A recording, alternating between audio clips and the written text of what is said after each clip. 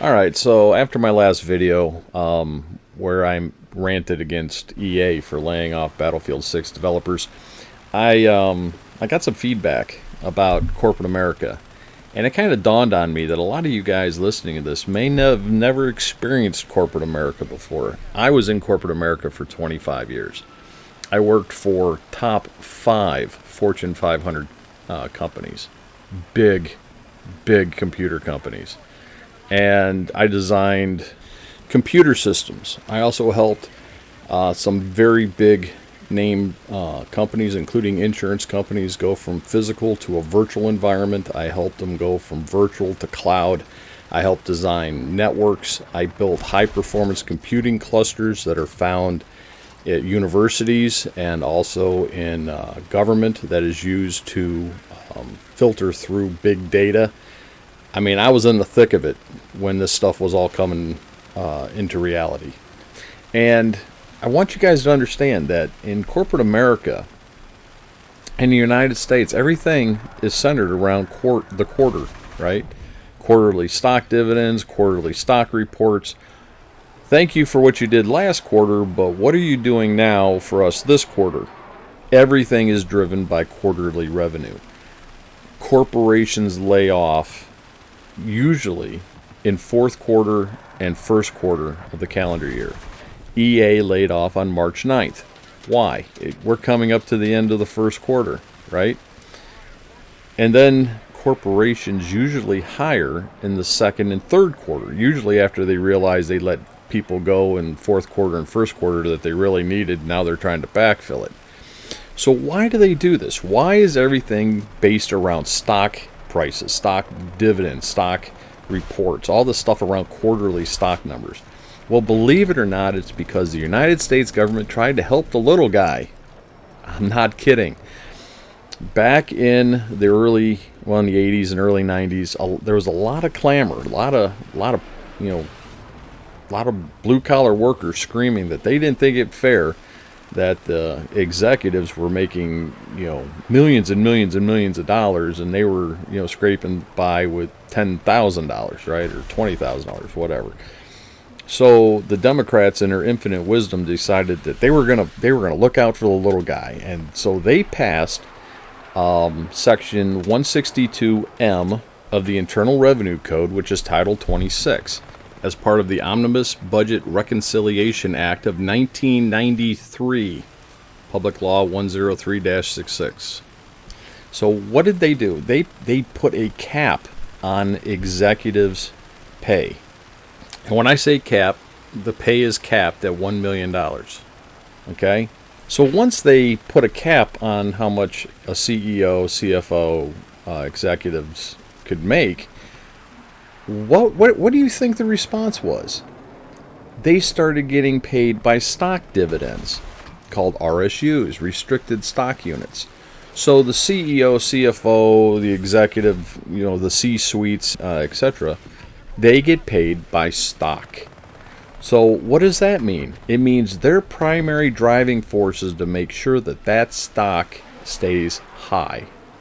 And how does that happen? Well, if they can't meet revenue targets, what's the first thing they do? They lay people off, because Wall Street loves it when a corporation lays people off. They lay people off and their stock goes up. EA laid off people on March 9th. Their stock went up almost 1.5 points the same day. And this is an FYI. The corporations make nothing based on stock price since it was sold initially. When a company needs money, it sells stock. And that is the only time it makes money. If the stock goes up, if the stock goes down, it doesn't affect the company.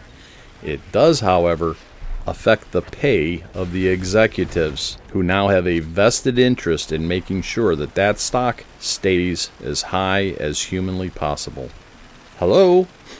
You think big government's a good thing, but yet big government stuck its face into corporate America thinking they were looking out for the blue-collar worker, and all they ended up doing was hide the kids.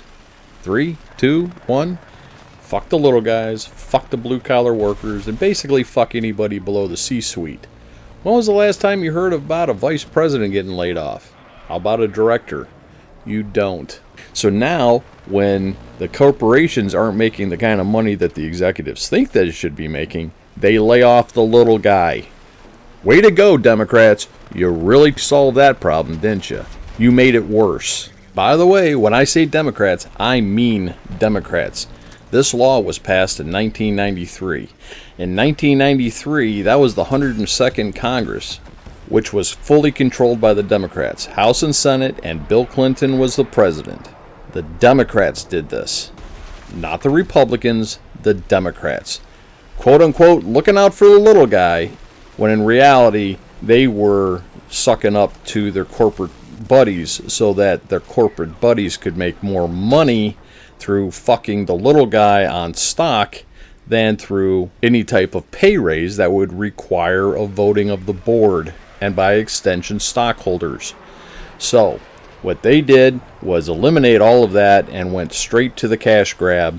They get paid by stock and they can fuck the company and fuck the little guy to make that stock price go up to line their pockets. You know, to pay for the mansions, the cars, and the hot women. Do you really think these trolls can get such a hot wife if it wasn't for the money that they were making? Seriously? And don't think for a split second that this is an argument in favor of socialism or communism. This is an argument against crony capitalism, where the government sticks its nose into corporate America's business and passes laws that favor their friends or bail their ass out when their friends make stupid-ass decisions that leave the rest of us struggling to survive. You know, like giving subprime loans to people who can't afford a house. Basically, Louis Rainieri's mortgage bonds were amazingly profitable for the big banks. They made billions and billions on their 2% fee they got for selling each of these bonds. But then they started running out of mortgages to put in them. After all, there are only so many homes and so many people with good enough jobs to buy them, right? So the banks started filling these bonds with riskier and riskier mortgages. Thank you, Banjo. That way, they can keep that profit machine churning, right? By the way, these risky mortgages are called subprime. So whenever you hear subprime, think shit. And then take those subprime loans and wrap them into tranches in order to make more money on loans that are worthless because the people can't pay them. This is your basic mortgage bond. All right? The originals were simple. They were just thousands of AAA mortgages bundled together, guaranteed by the U.S. government. The modern ones are different. They're private, and they're made up of layers of tranches.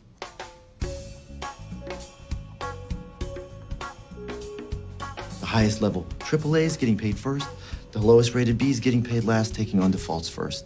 Sometimes they fail. Chris? Somewhere along the line, these Bs and double Bs went from a little risky to dog shit. I'm talking rock bottom FICO scores. No income verification. Adjustable rates, dog shit. And then when those loans collapse and the tranches collapse, which are also known as mortgage-backed securities, and when those fail and we go into a great recession because the greedy executives in the banks fuck the little guy and the government comes racing in with checks to save their friends. That's what I'm against. But if you think socialism or communism is the solution, I got news for you. There's a lot of historical evidence against that system as well. You know, like Cuba. Take a hard look. They're sitting in the dark right now. Okay, so EA lays people off on March 9th. Now, why do you think that happened? Well, their stock tanked 19% since January 25th. Okay, Battlefield 6 made them a lot of money in fourth quarter, right? All that, you know, they put out a kick-ass beta. People ran out there and ordered it, and they had a really great fourth quarter of 2025. Well, guess what? It's first quarter 2026. You did a great job last quarter. What are you doing for us now? Right? You're not helping the stock. So guess what? Bye. You know, they had a couple of stinker game releases. They released oh, what the hell were they called? EA Sports FC 25. I don't know what the hell that is. I don't play sports games. And Dragon Age The Veilguard, both of which failed miserably. They expected Battlefield 6 to carry the weight. Well, it didn't. Why? Because they turned Battlefield 6 into Call of Duty with that stupid in-game store and these microtransactions for skins and camos and gun trinkets and all that stupid shit, and completely lost focus on what made Battlefield great. And as a result, they lost 90% of the players over it. They put a kick-ass bait out, and then they started trying to milk money from it, just like Call of Duty. It is, in my opinion, that they are realigning, quote-unquote, realigning resources because they released that kick-ass beta and then released Call of Duty with Battlefield wrappings. And when I say Call of Duty wrappings, I mean, what the hell is RedSec? RedSec is another name for Call of Duty Warzone. Really? I don't play RedSec. I played it once, got my ass handed to me by a bunch of sweats that play it, and if you don't go in with a bunch of sweats yourself as your squad, you get slaughtered. So they're throwing all of these resources into RedSec while ignoring the key aspects of the game that made Battlefield great. I'm not saying RedSec isn't good. I'm saying that it should be a separate product and let Battlefield be Battlefield and let RedSec be Battlefield RedSec. And that's it for this one. This is SeaBear, out.